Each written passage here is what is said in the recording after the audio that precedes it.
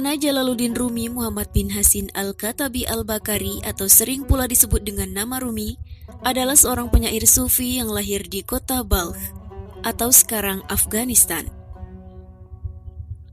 Rumi lahir pada tanggal 6 Rabiul Awal tahun 604 Hijriah atau tanggal 30 September 1207 Masehi. Ayahnya yang masih merupakan keturunan Abu Bakar bernama Bahauddin Walad, sedangkan ibunya berasal dari keluarga kerajaan Khawarazm. Ayah Rumi merupakan seorang ulama besar bermazhab Hanafi. Karena tingginya karisma dan penguasaan ilmunya, ia digelari Sultanul Ulama atau Sultan Ulama. Namun gelar itu membuat rasa iri pada sebagian ulama lain sehingga ayah Rumi difitnah. Sejak Rumi berusia 3 tahun, karena terancam oleh serbuan fitnah, keluarganya meninggalkan Balkh melalui Khurasan dan Suriah sampai ke provinsi Rum di Anatolia Tengah, yang sekarang merupakan bagian dari Turki. Mereka menetap di Konya, ibu kota provinsi Rum. Dalam pengembaraan dan pengungsiannya tersebut, keluarganya sempat singgah di kota Nisapur yang merupakan tempat kelahiran penyair dan ahli matematika Omar Khayyam. Di kota inilah juga Rumi bertemu dengan Attar yang meramalkan Rumi kecil kelak akan masyhur dan akan menyalakan api gairah ketuhanan. Kala itu sebagaimana biasanya, Jalaluddin Rumi tengah mengajar para muridnya dalam sebuah perkuliahan. Tiba-tiba seseorang yang sebelumnya belum dikenal secara lebih dekat oleh Rumi masuk ruangan perkuliahan tersebut. Orang asing itu menunjuk sebuah tumpukan buku sembari bertanya dengan nada berantakan.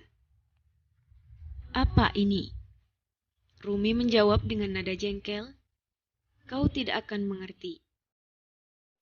Mendapat jawaban yang demikian dari Rumi, orang itu lantas membawa buku-buku tersebut untuk dibakar.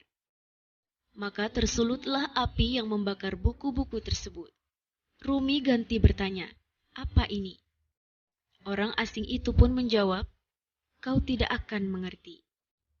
Saat itu Rumi terhentak dalam kebingungan dan ia merasa bodoh. Hingga pada akhirnya ia menjadi murid dari orang asing yang membakar buku-buku itu. Orang asing tersebut adalah Syamsuddin Al-Tabrizi atau dikenal sebagai Syams Tabrizi. Dialah guru yang membimbing Rumi untuk meninggalkan segalanya. Sejak pertemuannya dengan Syams Tabrizi, Rumi berubah secara drastis.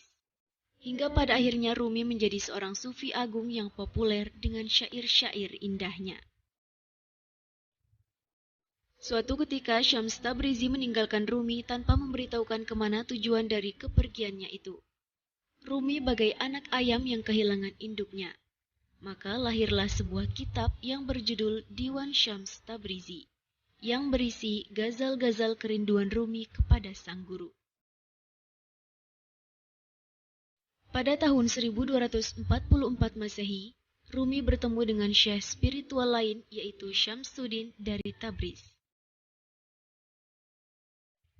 Setelah Syams Tabrizi wafat, Rumi kemudian bertemu dengan Husamuddin Galabi dan mengilhaminya untuk menuliskan pengalaman spiritualnya dalam karya monumental Masnawi Ma'nawi. Ia mendiktekan karyanya tersebut kepada Husamuddin sampai akhir hayatnya pada tahun 1273 Masehi.